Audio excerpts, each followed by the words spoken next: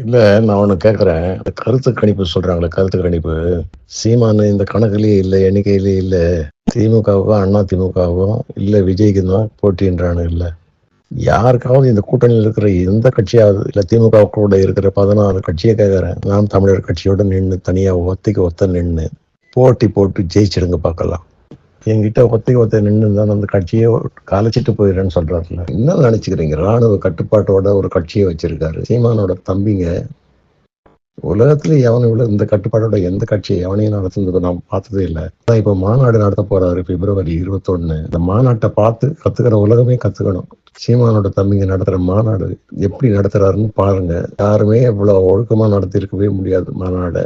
அந்த மாதிரி கட்டுப்பாட்டோட தம்பிங்க, தங்கச்சிங்க, தாய்மார்களை, அண்ணனோட தாய் அம்மா, அண்ணனோட தாய் தங்கைங்க, சித்தப்பன், சித்தி, எல்லாரும் பாரு எப்படி எவ்வளவு ஒழுக்கமாங்க. ஒரு சிகரெட்டு, பீடி, இந்த குடிச்சு போட்ட பாட்டில் ஏதாவது பார்க்க முடியும். ஒழுக்கிற மாநாடுனா இப்படி ஒரு மாநாடு நடத்துறேன்டான்னு சொல்லிட்டு உலகத்துக்கே கத்துக் கொடுக்க போறாரு பாரு. அதிசயமான மாநாடா இருக்கும் பாருங்க.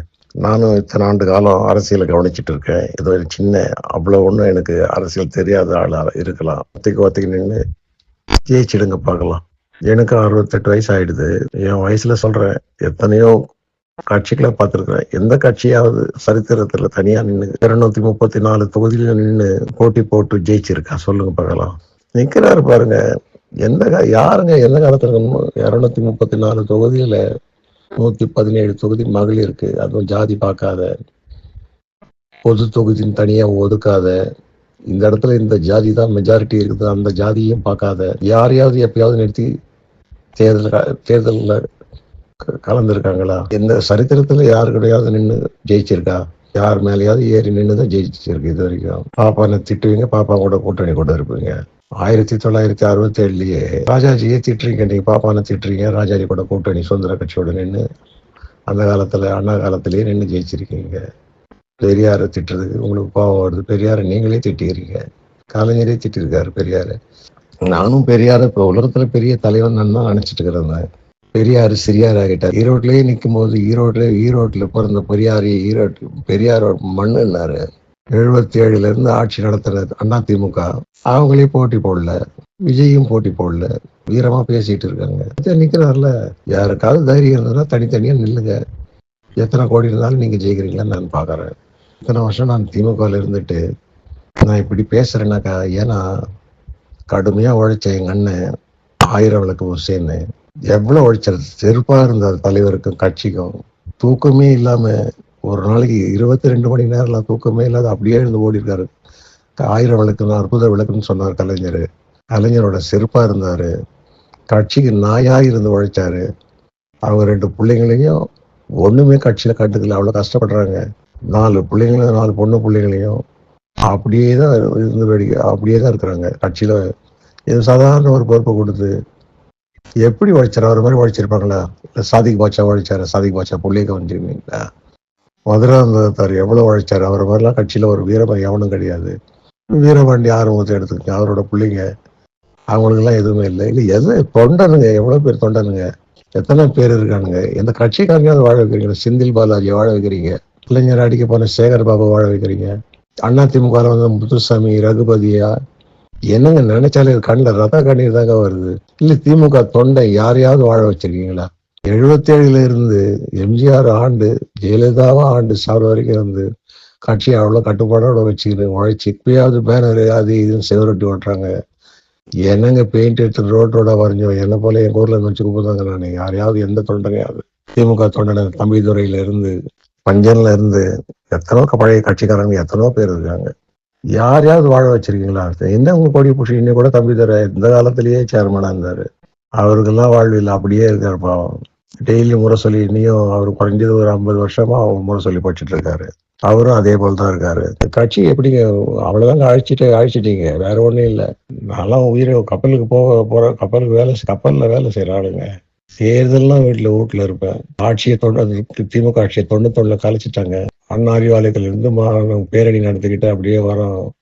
வீரமணி கும்பல் உள்ள பூந்து ஆட்சி எல்லாருக்கும் தான் அடி, சரியான அடி அடிச்சாங்க. அதுல அப்ப கூட சொல்றேன், பெரிய காயப்பட்டவளுக்கு இவ்வளோ 10,000, சின்ன காயப்பட்டவளுக்கு 5,000 சொல்றாங்க. என்னங்க இது? அப்பவும் கட்சியை பாதுகாத்து மறுபடியும் 21ல ஆட்சியை பிடிச்சி ஸ்டாலின் தான் வராரு சொல்லிட்டு சொல்லி பரப்புரை செய்து தெருவா நின்று அலைஞ்சி தேர்தல் பணி செய்து ஜெயிக்க வச்சான். அப்பவும் திமுக தொண்டனுக்கு எந்த ஒரு திட்டமும் இது வரைக்கும் கலைஞர் ஆட்சியிலையும் சரி, ஸ்டாலின் ஆட்சியிலையும் சரி, எந்த ஒரு திட்டமும் இல்லை. தொண்டை வாழறதுக்கு அந்த குடும்பம் வாழணும், அவங்க புள்ள வாழணும், பேரன் வாழணும். கலைஞர் அடிக்க போன சேகர் பாபு இன்னைக்கு முதன்மையா இருக்கிறோம், செந்தில் பாலாஜி முதன்மையா இருக்கிறோம். தியாகின்ட்டாரு தலைவர். உண்மையான தியாகிங்க திமுக காரன் தான். ரஜினிகாந்த் வாயிலே சொல்லிட்டார், திமுக காரன் போல ஒரு தொண்டன் உலகத்துல கிடைக்காதுன்னு சொல்லிட்டு. அப்பேற்பட்ட தொண்டனுங்க இன்னைக்கு அழுக்கு வேஷ்டி கட்டிட்டு தான் இருக்காங்க. இங்க வந்தாங்கன்னா என்ன பண்ணுவாங்க? பணம் சம்பாதிச்சுட்டு அது கட்சி பணத்துல இருந்து பொற்களி கொடுப்பாங்க, தியாகின்னு சொல்லிட்டு. அண்ணா திமுக காரங்கள தான் வாழ வைப்பாங்க இது வரைக்கும். நமக்கு போட்டியா நின்று போர்க்களத்துல நின்று சண்டை போட்டவங்க ஏரியாவில் இருக்கிற திமுக காரனும், ராஜீவ்காந்தி சித்தப்போ காங்கிரஸ்காரனும் அண்ணா திமுக காரனும் சேர்ந்து எல்லா வீட்டையும் அடிச்சானுங்க. எங்க ஊர்ல 8 கட்டடத்துல இருக்கிற 8 எஸ்டேட்ல இருக்கிற எல்லாரும் தமிழரசன் வட்ட செயலாளர் இருந்தாரு. அவரோட பைக்கு, ஸ்கூட்டரு, வீடு டீ கடை கிருஷ்ணன் சீனிவாசபுரத்துல அவரோட வீடு ஆட்சி, எல்லாரும் ஆட்சி தரமட்டமா ஆகிட்டாங்க. சேகரோட ஆட்டோ 2 ஆட்டோ எரிச்சானுங்க. அவ்வளவு பெரிய போர்க்களமாச்சு. இல்ல ஆட்சிக்கு வந்தீங்களே ஏதாவது பண்ணீங்களா? மறுபடியும் கண்ணில் ரத்த கண்ணி தாங்க வருது. திமுக கார மாதிரி உலகத்துல உழைச்ச எவனும் கிடையாது. அதே அழுக்க வேண்டி தான் கட்டிட்டு இருக்கானுங்க. தியாகிங்க ஒவ்வொருத்தரும். காங்கிரஸ்ல கூட இருக்க மாட்டாங்க அந்த மாதிரி தியாகிங்க. வரீங்களா ஒயின் ஷாப்ல எடுத்து கோடியா சம்பாதிக்கிறீங்களே, ஒரு ஒயின் ஷாப்பாவது ஒதுக்குறீங்களா? ஒவ்வொரு பதவியில இருக்கிறவங்களுக்கும் ஒரு மாவட்ட செயலாளருக்கு ஒரு ஒயின் ஷாப் ஒதுக்குறீங்களா? அது மாவட்ட செயலாளர் நம்பி பிழைக்கிற ஒரு பகுதி செயலாளருக்கு எதுனா, ஒரு வட்ட செயலாளருக்கு எதுனா ஏதாவது பிழைக்க வழிகாட்டு காமிச்சீங்களா? இங்க தானே வாழணும் நாட்டுல. உழைச்சவன் எல்லாம் அப்படியே இருக்கும். எப்படி நீங்க ஜெயிப்பீங்க இந்த வர 2026ல? எல்லாம் வயிறு எறிஞ்சு பேசுறேன், தப்பா நினைக்காதீங்க.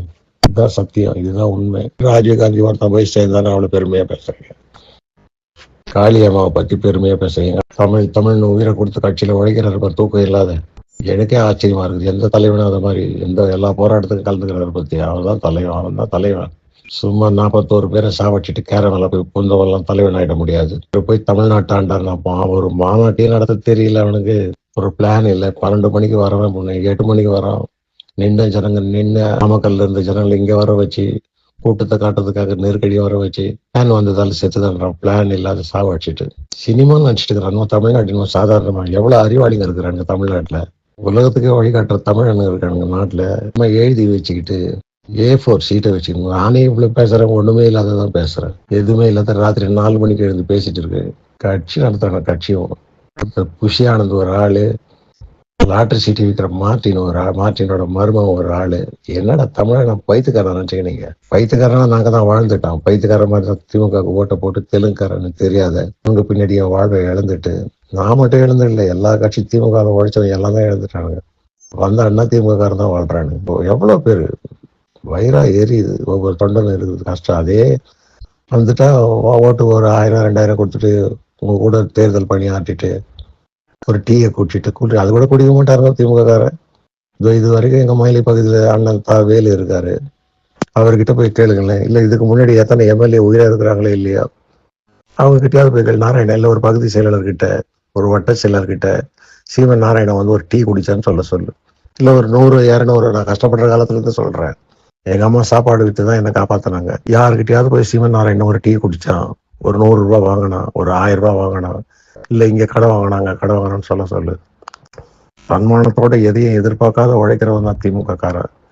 தூங்கும் போது கூட திமுக காரன் என்னடா ஜெயிக்கிறது எப்படின்னு தான் வாழ்ந்தாங்க.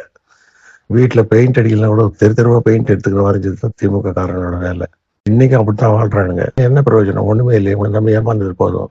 கடந்த தேர்தலில் இவ்வளவு வாக்குறுதி கொடுத்தீங்க, எந்த ஒரு வாக்குறுதியாவது கொடுத்தீங்க? செய்தியா மாதம் இபி பில், எலக்ட்ரிக்கல் கணக்கு எடுத்து ஏழைகளோட குறைய தீர்த்துறோம்னு சொன்னீங்க. எதுவுமே செய்யலைங்களே, ஒண்ணுமே செய்யலையே.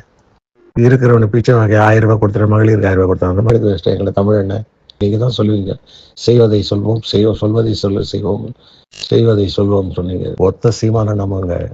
நடிக்க வந்த நடிகரெல்லாம் நம்பி நம்ம ஏமாந்தது போதும். நடிகை நம்பி ஏமாந்தது போதும். இந்த கவர்ச்சிகரமான திட்டம், மிக்சி கொடுக்கறது, கிரைண்டர் கொடுக்கறது, சைக்கிள் கொடுக்கறது, டிவி கொடுக்கறது வேணாங்க. என் தாய்ங்க அவரு சம்பாதிக்கிற சம்பாதனையில வாழட்டுங்க. தமிழனா வாழட்டும். எடுப்பார் கைப்புள்ளியா இனிமேல் ஆவாதீங்க. நடிகனை பார்த்து ஏமாந்துடாதீங்க. எந்த மாநிலத்திலேயாவது எந்த உலகத்துல எங்கேயாவது நடிகனுக்கு பால் ஊத்துற கூட்டத்தை பார்த்துருக்கீங்களா? பைத்தியக்கார கூட்டம். அரசியல் வியாபாரம் ஆயிடுது. அந்த காலத்துல அண்ணா, கலைஞர், நெடுஞ்செழியன், துரைமுருகன், சுப்பு, ரகுமான் கான் இவங்க விவாதத்தெல்லாம் சட்டசபையில் நடக்கும்போது அவ்வளோ பேச்சை கேட்டு அவ்வளோ ஆனந்தமா இருக்கும். அப்படிலாம் கட்சி வளர்த்தாங்க. அதனாலதான் கட்சி வளர்ந்தது. இன்னைக்கு அப்பேற்பட்ட துரைமுருகன் போயிட்டு உதயநிதி காலிலையும் விழுவேன், இன்பநிதி காலிலையும் விழுவேன், அவரையும் முதல்வராக்கிடுவேன், இன்பநிதியும் முதல்வராக்கிட்டு தான் நான் சாவேன்றாரு. சுயமரியாதை இயக்கத்துல இருந்தவர். இதெல்லாம் பேச்சை கேட்டாங்க. இவெல்லாம் எதுக்கு வாழ்றானுங்கன்னு வெக்கமா இருக்கு. நான் இது வரைக்கும் கலைஞர் காலில் கூட விழுந்தது கிடையாது. மீன்காரன் எப்போ தன்மானத்தோட தான் வாழ்வான். காலில் விழுந்தாட்டாக்கா அவன் எப்படி எப்படியோ வாழ்ந்துருப்பானுங்க. இன்னைக்கு மீனவன்ல ஒரு அமைச்சர் கூட இல்லைல்ல. இதுதான் காரணம். சேகர் பாபுவை சங்கர் முறைச்சாருன்றதுக்காகவே எந்த மந்திரி பதவி கொடுக்கல. ஒரே ஒரு எம்எல்ஏ தான் இருக்கிறார். சுப்பிரமணியெல்லாம் மீனவர் சொல்லிவார். அவரெல்லாம் உள்நாட்டு மீனவர், ஆழ்கடல்ல மீன் பிடிக்கிறவர் இல்லை, உள்நாட்டு மீனவர். அவர் மீனவர்ல சேர்த்துக்க மாட்டாங்க. மீனவர்கள் சொல்லிக்கலாம். அவருக்கு கடலுக்கு சம்பந்தமே கிடையாது. உசேன் அண்ணன் கூட சொல்றேன், அவரை மாதிரிலாம் நான் கட்சியில எல்லா திமுக காரணம் அப்படிதான். அவர் குடியிருக்கிறாரு வீடு லாய்ட்ஸ் காலனியில, A1 பிளாக்கு, டிகேசி இளங்கோன்னு அடுத்து பிளாக்கு. இன்னும் அண்ணன் பேர்ல அலாட்மெண்ட் நண்பர் பூச்சி முருகன் தான் வாங்கி கொடுத்தாரு வீடு. இன்னைக்கு அவர் சேர்மனா இருக்காரு. சந்தோஷம். எனக்கு ரொம்ப நெருங்கிய நண்பர், ரொம்ப க்ளோஸ். நாங்கெல்லாம் 84 குடும்ப நண்பர்கள், நெருங்கிய அண்ணன் தம்பி. என்னோட கூட உடன்பிறவா சகோதரர் தான். நாங்க சேர்மனா இருக்காரு. அவர் குடியிருந்த வீடு 2 பிள்ளைங்க இருக்காங்க. காதர், சாதிக்கு 2 பொண்ணுங்க இருக்காங்க. சாதிக்கோ காதருக்கு அவங்களோட பேசி அலாட்மெண்ட் வாங்கி கொடுக்கலாம், செய்யலாம். அவங்க கேட்டாங்களோ கேட்கலையே தெரியல, செய்யலாம். அவரே கூட கேட்டு செய்யலாம். கட்சியில உழைச்சவனுக்கு மரியாதை, தொண்டன்ல சும்மா எடுப்பா வச்சுக்கிட்டு கூலிக்காரன் போல அப்படியே வாழ்க்கையில் நாட்டையும் அப்படியே வச்சுக்கணும், தொண்டனையும் அப்படியே வச்சிருக்கணும்னு நினைச்சாங்க. கொஞ்சமாவது நீங்க வாழ்ந்து நினைக்கும் போது தொண்டனும் வாழணும்ல. கலைஞர் காலத்துல இதை செய்தாருப்பா, ஸ்டாலின் காலத்துல இதை செய்தாருப்பா, வந்தவனெல்லாம் வாழ வைக்கிறீங்க. நம்ம கட்சியில காலகாலமா உழைச்சவன் கட்சியை காப்பாற்றணும் அப்படியே விட்டுட்டு எப்படி ஜெயிப்போம் நம்ம? இனிமேல் காசு கொடுத்து 10,000 5,000 கொடுத்து ஒரு ஓட்டு கொடுத்து ஜெயிக்கிறதுலாம் ஜெயிப்பா? அதெல்லாம் ஒரு வெற்றியா? இருக்காரு பாரு சீமானண்ணா இருக்காருல்ல, 10 ரூபாய் கொடுக்காத வண்டி கொண்டியே நிக்கிறாருல. அந்த மாதிரி நம்மளால நிக்கிறதுக்கு முடியுமா? யாருக்கு எதுவும் செய்யல, எப்படி நிற்பீங்க நீங்க? எவனுக்காவது எந்த தொடர்ந்தாலும் செய்தா நிப்பானுங்க. காசு கொடுத்தா ஓட்டுக்கு காசு கொடுத்து கூட உழைக்கிறவனுக்கு காசு கொடுத்துட்டு ஆட்சி நடத்திட்டு பண்ணா போதுமா? ஜெயிச்சு இதெல்லாம் நினைச்சாலும் தூக்கம் வர மாட்டேது. நடா கட்சி இப்படி போயிட்டு கேவலமா? எல்லாம் போய் எலெக்ஷன் தொட்டு கொடுப்பீங்க, அவ்வளவுதான். தொண்டை ஒன்று வாழ்க்கை போட்டு அதே தொண்டை விட வர போறோம். மறுபடியும் ஜெயிக்க வச்சு ஜனங்கள் நடத்தல நிற்க போது, தொண்டர் நடத்தல நிற்க போறோம், அவ்வளவுதான். தயவு செய்து வருகிற தேர்தலில் அண்ணன் சீமானுக்கு விவசாய சின்னத்துல போட்டு ஜெயிக்க வச்சு தமிழ்நாடு எப்படி இருக்குதுன்னு பார்த்து அழகு பாருங்க. நன்றி, வணக்கம்.